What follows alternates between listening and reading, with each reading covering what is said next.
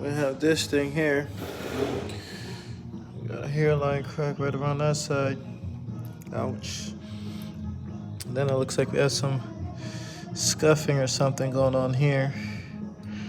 Might be some starters or something. We're gonna fix that up too.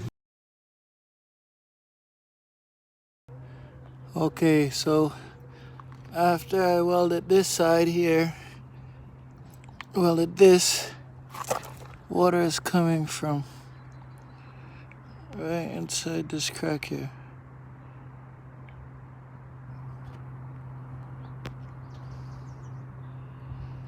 See a hairline crack in there. There's a hairline crack right here.